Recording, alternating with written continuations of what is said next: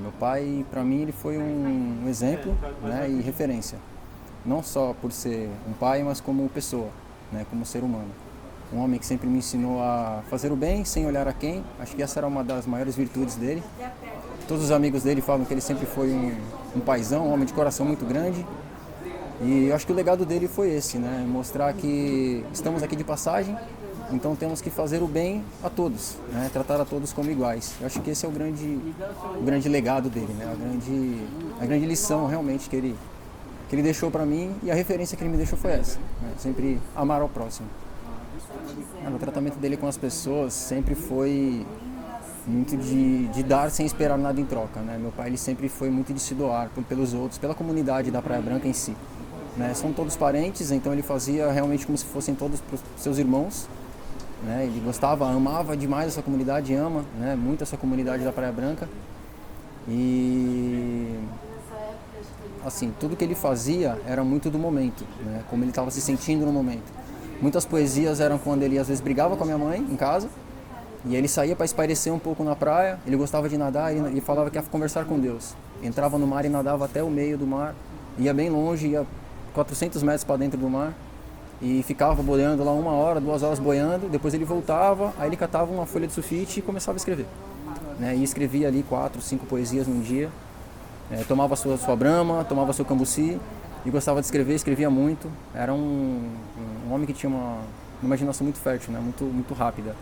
Ele teve, acho que foram 2 anos, que em vez de fazer poesias, ele pegou quadros para fazer. Então ele fez, acho que 15, 20 quadros em coisa de 2 anos. Então ele estava sempre pintando, estava sempre fazendo, e essa criatividade dele nunca parou. Quando ele não estava escrevendo, ele estava fazendo um quadro. Quando não era um quadro, ele estava esculpindo. Ele fez uma escultura aqui na entrada do restaurante. Ele desenhou um mago, né? Esculpiu, ele nunca tinha feito isso. Ele esculpiu um mago na madeira ali. E aí começou a fazer começou a esculpir, né, algumas coisas na madeira. Mas era um homem que estava sempre criando, né? Estava sempre em movimento para a parte da cultura, né? Sempre foi muito de se expressar dessa forma, né? Se expressar com arte. É difícil para mim, tá? Tudo bem.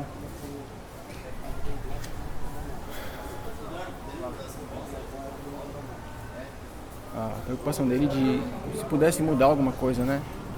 De voltar atrás e de pedir perdão para as pessoas. Poxa, as pessoas que eu magoei, eu gostaria de pedir perdão, né? Porque ele estava sentindo, eu acho que eram os últimos momentos dele, né? Eu fiquei com ele no dia que ele ficou internado, nesse tempo todo que ele ficou internado, eu fui o que mais acompanhei ele nessa internação.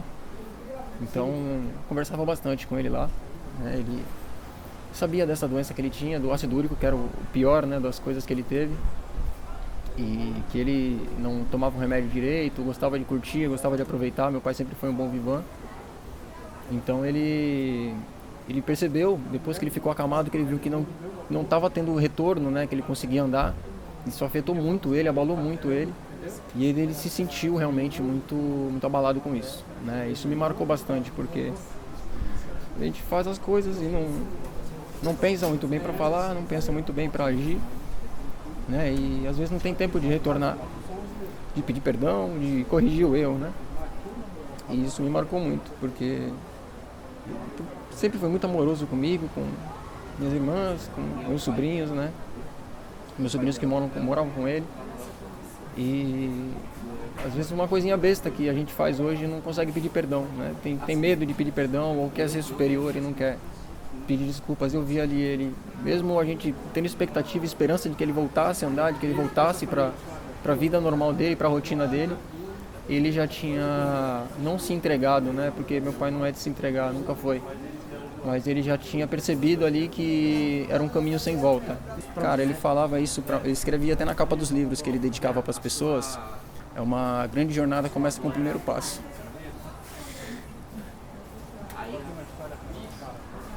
É engraçado, eu me emociono também de novo, porque eu sempre tive o sonho de trabalhar aqui, né? Poder viver disso aqui. Mas eu tenho minha família lá, eu sou casado, tenho 4 filhos. E o meu comprometimento com lá começou com ele me cobrando para que eu trabalhasse fora. Eu estava trabalhando aqui com ele, na época, né, que minha esposa engravidou. E ele falou, não, aqui não dá, você precisa de um trabalho registrado, vai trabalhar, procura um emprego, né? E ele conseguiu um emprego para mim, e daí em diante eu comecei a trabalhar com carteira assinada. E aí foi direto, né? com tudo. E o que ele sempre falava era isso, uma grande jornada começa com o primeiro passo. E eu tive que dar esse primeiro passo quando eu tive que largar todo o meu emprego, toda a estabilidade que eu tinha financeira lá em Bertioga, né, no emprego que eu tinha fixo, trabalhava para o Banco Santander. E tive que largar tudo para poder vir para cá, porque minha mãe estava sobrecarregada, né, com as tarefas daqui, do restaurante, da pousada, do camping.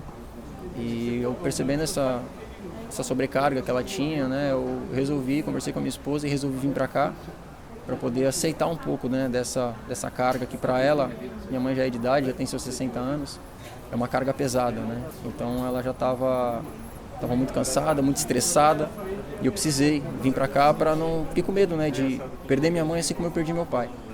Então eu tive que me dedicar e dar esse primeiro passo, né? Mesmo com medo, eu tive que dar esse primeiro passo. E essa frase me veio muito à cabeça.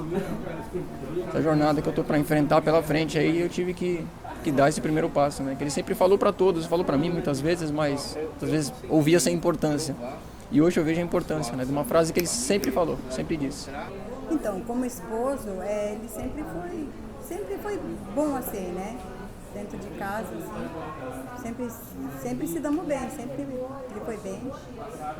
E assim, ele foi um bom pai, né? Ele foi um bom avô, que ele criou os filhos, né? Criou os netos, me ajudou a criar. E com tudo isso ele sofre, né? Porque assim, eu sofro, mas hoje eu estou mais tranquila com tudo isso. Mas os netos, eles sofrem muito, né? Porque era pai deles, né? Também. E assim, né? Ele morreu, né? Deixou um legado, a gente sente muita falta de tudo, né? A gente sente, mas a gente tem que viver, tem que levar a vida, né? E tudo que ele deixou, eu estou tentando, né, lidar com a situação, por mais difícil que seja, mas eu estou tentando cuidar, né, do que ele deixou, né, tentando deixar tudo do jeito que ele deixou. E é assim, a nossa vida é assim. E como assim, artista, ele gostava assim de pintar, ele tirava o dia dele só, dia que ele estava inspirado, ele pintava os quadros dele, né? Ele corria atrás para conseguir expor, para vender. Os livros também, ele fazia poesia, né? Os livros dele, ele estava acho que no terceiro livro já que ele estava fazendo, ele não acabou porque para ele era difícil, porque o dinheiro que entrava aqui do comércio é pouco, né? Para ele assim cuidar com tudo, então ele não conseguiu vender, assim, vendia, mas vendia pouco, né? E era para ele foi difícil essa parte de correr atrás dos livros, porque ele chegava cansado, muitas vezes chegava nervoso, né? Porque ele falava que é difícil, tinha que vender, tinha que procurar uma editora, e estava correndo atrás, né? E tinha as pessoas até ali da prefeitura mesmo que acho que tinha umas 2, 3 pessoas assim que ajudavam ele, né? Assim, no que podia quando ele ia lá. A turma, ele estava gostando, que a turma sempre tentava apoiar ele, ajudar, né? Correr atrás. Um momento assim alegre que ele tinha, quando ele saía, né? Assim, ele voltava, que ele já ia direto mexer nas comidas. Aí ele pensando que eu ia achar ruim com ele, porque ele gostava de beber, né? Aí ele ia mexer nas panelas e falava, não altere a sua voz. E uma música, acho que ele fez, né? Então eu falava, tá me provocando. Não estou falando para você, eu estou cantando. Não altere a sua voz. Então, até eu com a minha filha começava a dar risada, né? Porque ele sempre chegava cantando, mas isso aí ou é uma poesia ou é uma letra que ele estava compondo, você entendeu? Isso deixa lembrança também. Deixa muita lembrança quando estou assim no fogão, assim que vou fazer comida. Eu lembro dele chegando e sempre mexendo, vendo o que tinha, né? E sempre cantando, assim, sempre cantando. Ele não era triste por tudo, pela doença que ele teve, por toda a dificuldade que ele teve com o livro, com os quadros, sabe? Com todo o empecilho que ele teve. Mas ele nunca foi, assim, uma pessoa triste. Eu não via uma pessoa triste, sabe? Ele sempre estava alegre, ele sempre conversava. Ele tinha os momentos dele assim, que ele falava, hoje eu não estou bom, mas não tá bom. Aí eu falei, não, tá ruim, tá estragado, brincava com ele. Mas aí ele saía, daqui a pouco ele já voltava bem, sabe? Assim, não tinha momento assim ruim para ele. Não tinha, ele se dava com todo mundo. Ele era muito querido na comunidade, sabe? Assim, por todos. Tanto da comunidade, como pelas pessoas assim de fora, sabe? Assim, as pessoas de São Paulo que vinham acampar, sabe? Todo mundo procurava ele. Então, ele era muito querido. A Folia de Reis, ele sempre tomou assim, a iniciativa de ter essa Folia de Reis, porque aqui na Prainha, assim, foi uma coisa que vinha dos antigos, né? Então ele queria estar sempre cultivando, tendo esse legado, né? Então ele combinou com os amigos, né? Aí foram montando o grupo deles, ensaiavam, né? Para tudo dar certo. E nós juntos, porque a gente gostava da bagunça, né? Que aqui era uma bagunça, mas quando a gente saía para as casas, era uma oração. Aí tinha respeito, sabe? A gente entrava assim, tinha respeito. E ele era o líder. Ele era o líder, assim, ele tomava a frente, tanto que era ele que ia na frente, assim, né? Primeiro, quando entrava nas casas, sabe? Tudo com respeito, e ele sempre tomou a frente. E a turma vinha atrás dele, entendeu? Esse ano não teve. Também devido à pandemia e por causa dele mesmo, que não fazia sentido, né? Assim, de ter. Mas eu não sei se o próximo ano vai ter, né? Porque aí os amigos também, muitos, já não vem mais, né? Assim, já não acha sentido, assim, participar sem ele, né? Porque eles são de fora, eles não são daqui da Prainha, né? Eles são de fora que vinham ajudar, né? Tocando a flauta, o violino, a rabeca. Então esses tem muitos que já não venham mais por causa deles. Eu sei lá, eu acho que se fosse ele, eu acho que hoje ele tá em paz, ele está descansando. Eu acho que ele do jeito que está hoje aqui, eu acho que ele pediria assim, que todos estivessem em paz, né? Ele sempre foi assim, ele tentava argumentar, tentava tranquilizar as coisas, sabe? Ele sempre foi uma pessoa assim, que até dentro de casa, comigo, ele tentava conversar, sabe? Então, eu acho que ele deveria, assim, se ele fosse mandar uma mensagem hoje, eu acho que ele falava para ter paz, que ele está bem, que ele está tranquilo, e para o povo tocar a vida. Foi isso que ele falava para mim. O dia que eu morrer, você tem que tocar a vida. Você não pode depender só de mim, você tem que levar a vida. Você entendeu? Aí eu falava, ainda brincava com ele.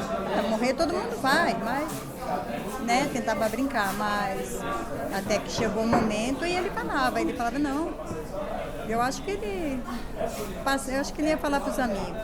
Ia falar para os amigos para ter paz, para tocar a vida, sabe, tem muita pessoa que não vem aqui devido a isso, né?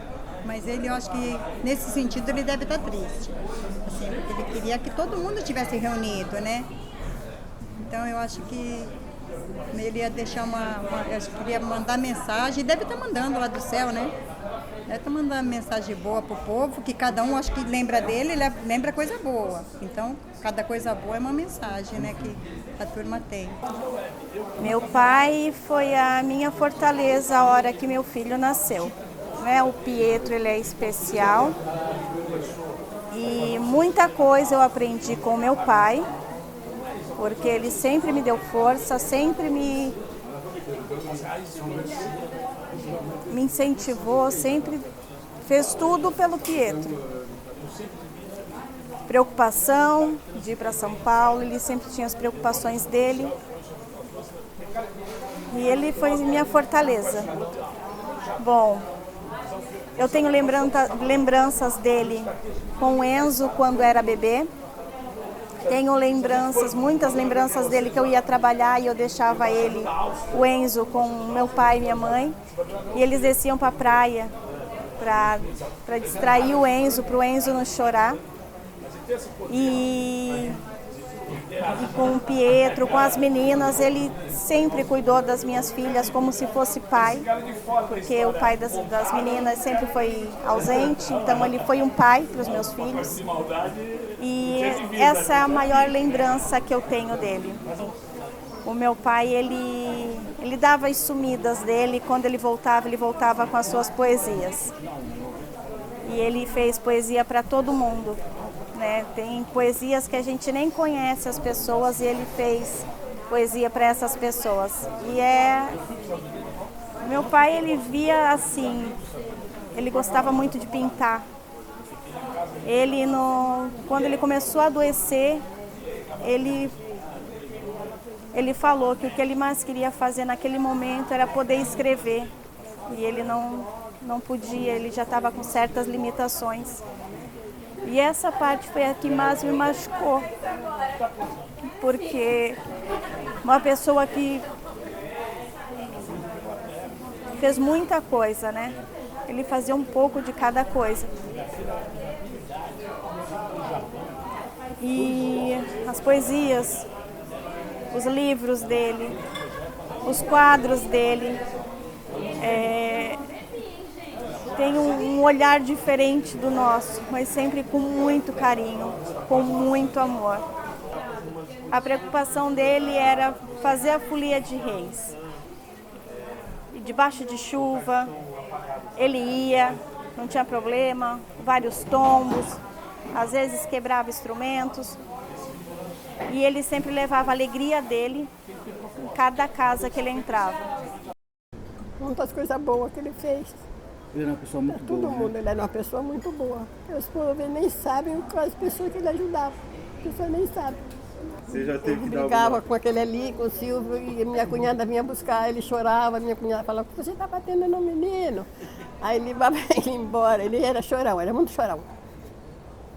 Era chorão demais. E aqui igual eu estou chorando. Estou me aguentando aqui, mas sabe Deus.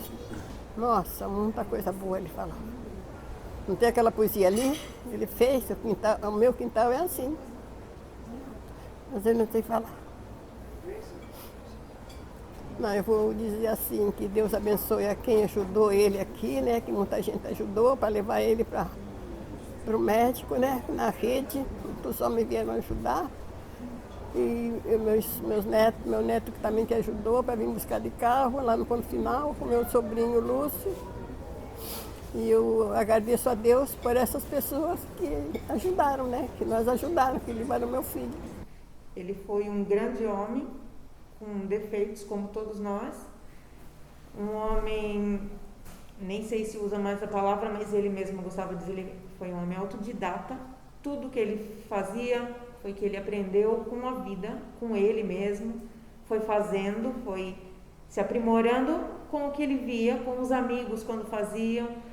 Então, para mim, ele foi um cara incrível, independente de qualquer outra coisa. Eu falo que o nosso pai é o nosso primeiro amor, né? É o que a gente tem, o nosso primeiro amor de masculino é o nosso pai. E ele realmente foi um cara sensacional, livre, e ensinou a gente a ter liberdade. Ele gostava que a gente fosse livre, ele sempre quis que a gente fosse livre de tudo. Nunca barrou a gente para nada, viveu nossos sonhos, todos os nossos sonhos ele viveu com a gente. Os momentos importantes que a gente viveu foi a Folia de Reis, que eu comecei a acompanhar a Folia de Reis com ele aos 10 anos de idade, por incentivo dele mesmo, porque ele não queria que a tradição morresse. Então ele queria que a gente seguisse. A minha mãe às vezes ficava um pouco assim por conta dos horários, que eram sempre na madrugada, mas ele sempre apoiou. Então, como artista, a gente também estava com ele o tempo inteiro. Quando ele lançou o livro, que ele fez a publicação, tudo, e ele fez na Casa de Cultura, e eu também estava com ele, os livros, os quadros que ele pintava, e eu também estava com ele. Sempre fui apaixonada pela obra dele, ele sabia disso. Um poeta maravilhoso. Eu tenho na minha cabeceira de cama, eu tenho um quadro com a poesia que ele me deu de presente com meus 15 anos. Então, não é todo mundo que tem, né? A gente sabe que tem muito valor tudo isso, porque se a gente tem uma poesia, porque alguém que gosta, muita gente faz. E foi o que ele fez. Como pai, todos os nossos sonhos, como eu te falei, todos os nossos sonhos ele viveu. fui formada por força dele também, ele gostaria muito que a gente se formasse, e sigo a profissão dele também, cozinheira, também sou cozinheira. Sou formada em técnica em gastronomia, com a alegria dele, graças a Deus ele pôde me ver formada com o que ele sabe que eu amo fazer e que ele tinha orgulho porque era parte do que ele fazia também, que também era conhecido pelos pratos que ele faz, né? Pela comida que ele fazia. Então, a parte de pai junta com a parte de mestre mesmo, né? A gente acabou aprendendo muito com isso. Ele queria ver todo mundo bem, ele sempre foi assim, sempre foi amigo de todo mundo, até pessoas que nunca tinham ido até a prainha, quando vinham, queriam conhecer por boca de outras pessoas e tudo, e ele abraçava como se fosse amigo de muitos anos. E na prainha ele sempre quis o melhor, ele queria aquela mata livre, né, sem seus predadores humanos, né. Ele sempre batalhou para que aquilo ali fosse não nosso, mas que a gente entendesse que aquilo ali é para a gente cuidar. Ele sempre disse isso. Na poesia deles, não sei se vocês chegaram a ver, na poesia O Meu Quintal é Assim, ele fala: morrerei se for preciso, mas trago no meu sorriso a força que ele me deu, porque ele sabia que aquele quintal não era dele, mas tudo ali ele cuidava porque ele é de Deus. Nós somos filhos herdeiros, nós estamos aqui para cuidar. Ele nunca quis um pedaço de nada, ele nunca quis, ele nunca falou isso aqui é meu, essa terra aqui é minha, esse restaurante aqui é meu, nunca. Ele era sempre de todo mundo, tanto que ele acolhia todo mundo.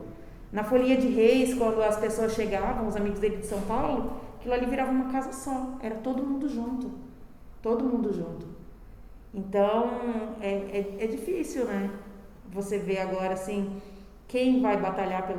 As pessoas batalham, lutam, mas, assim, o ponto de vista que ele tinha, as ideias dele, difícil, muito difícil.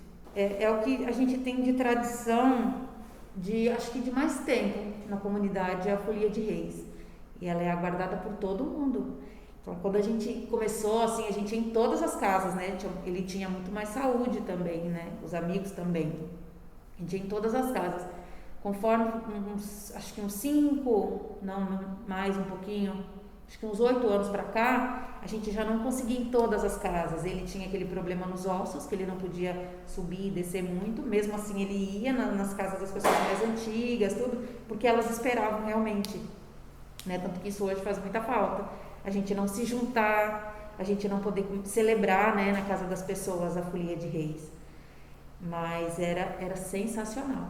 É sensacional. Todo mundo até hoje, assim, lógico que ele vai fazer falta, porque ele era o grande cabeça daquilo tudo. Ele era o que mais esperava a Folia de Reis, a data mesmo, para poder começar tudo. E ele ia muitas vezes doente, mas ele ia.